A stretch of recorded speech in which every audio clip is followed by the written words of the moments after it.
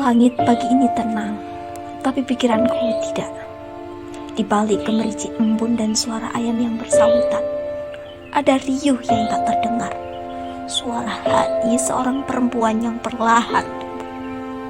Sejak kecil, kami diajarkan untuk menunduk, untuk berbicara pelan, untuk menjadi lembut, bukan kuat. Bagaimana jika suara kami ingin dengar, bukan dibungkam oleh aturan yang tak pernah kami sepakati?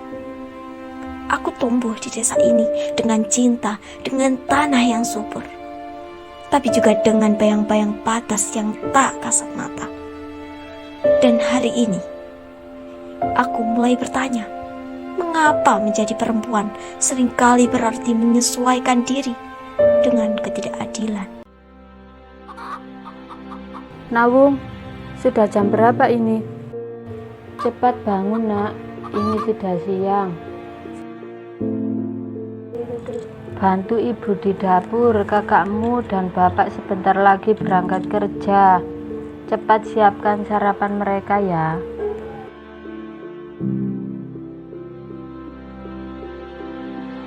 Iya Bu, maaf. Jadi perempuan jangan dibiasakan bangun siang. Kelak kamu akan menjadi ibu rumah tangga dan tempatmu ya di dapur, mengurus keluarga, rumah semuanya.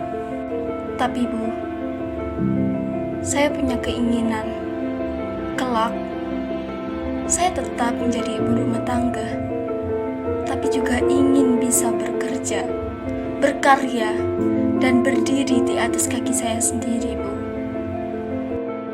Sudahlah nak, tak usah macam-macam. Kodratmu nanti itu menjadi istri. Perempuan cukup di rumah, tak perlu bermimpi yang muluk-muluk. Jadi pengusaha, jadi pegawai, itu bukan jalanmu. Yang penting kamu nurut pada suami nanti. Hidup tenang dan menjalankan tugasmu sebagai istri. Tapi bagaimana kalau yang ku sebut jalan bukan sekedar soal dapur dan ruang tamu? Bagaimana jika mimpiku tak salah, hanya saja tak sama?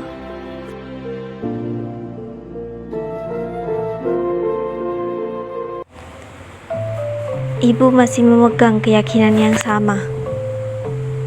Mulai dari permainan pun aku dibatasi. Seperti waktu itu.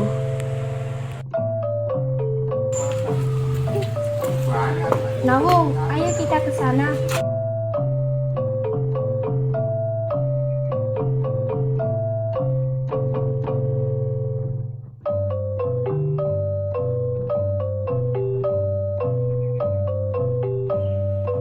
Nawung, sudah ya, jangan main layangan lagi. Nanti kamu dimarahin ibumu. Iya, Rati.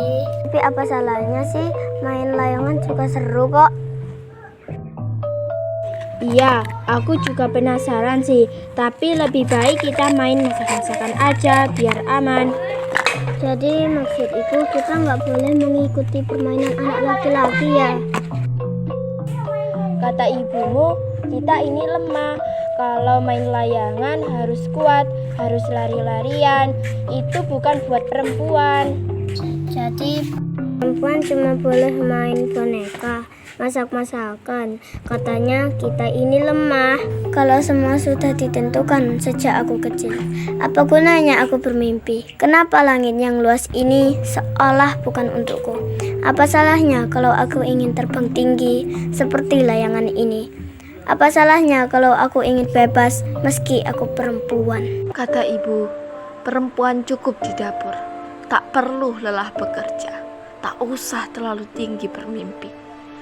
Tapi bagaimana jika aku ingin lebih? Apakah mimpiku salah hanya karena aku bukan laki-laki? Seolah-olah hidupku telah ditentukan sejak lahir. Dan semua ambisi di luar dapur dianggap tak berguna. Lalu kutemukan keberanian kecil untuk bertanya, benarkah hidup perempuan hanya berkutat di batas-batas itu saja? Aku tak jadi kerja di pabrik, bukan karena aku tak bisa, tapi aku dianggap tak layak. Maka aku membangun duniaku sendiri. Dari loyang kecil dan tepung murah, aku belajar bahwa kesuksesan bukan tentang siapa yang duluan sampai, tapi siapa yang tak menyerah meski jalannya lebih berliku. Setelah bertahun-tahun menerbangkan usaha itu, bak layangan di langit tak pasti, kini aku kembali menggenggam mimpi yang dulu sempat layu. Pernah kusimpan rapat-rapat di lemari doa karena restu tak searah. Kini, arah angin berpihak, membawaku pulang pada asa yang pernah kutitipkan pada mula. Kamu tahu, Naung, aku pernah baca satu kalimat dari Simone de Beauvoir. Dia bilang, perempuan tidak dilahirkan melainkan dibentuk. Dan aku sadar, kita punya hak untuk membentuk dan kita sendiri bukan sekedar mengikuti bentuk yang sudah ditentukan orang lain.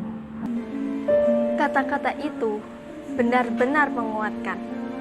Mungkin perempuan sebelum kita tidak sempat memilih, tapi kita bisa, bukan untuk memberontak, tapi untuk melanjutkan perjuangan dengan cara yang lebih tenang dan cerdas. Kesetaraan itu bukan soal ingin lebih dari laki-laki, tapi ingin diperlakukan sebagai manusia seutuhnya yang juga punya mimpi, hak, dan suara.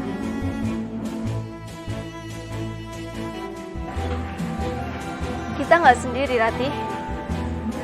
Kita punya satu sama lain. Dan aku yakin, sedikit demi sedikit, dunia akan berubah lewat langkah-langkah yang berani, seperti ini. Dan aku pernah mendengar Najwa Shihab berkata, perempuan tidak harus menjadi seperti laki-laki, tetapi perempuan hanya perlu diberi ruang untuk menjadi dirinya sendiri. Itu kalimat yang mendalam, Naung. Seperti kata perempuan hebat, berani berbicara, itulah yang akan kita dapatkan. Kesetaraan bukan sekedar perjuangan melawan ketidakadilan, tapi juga tentang menyembuhkan luka-luka sunyi dalam kepala perempuan yang terlalu lama diajarkan untuk diam.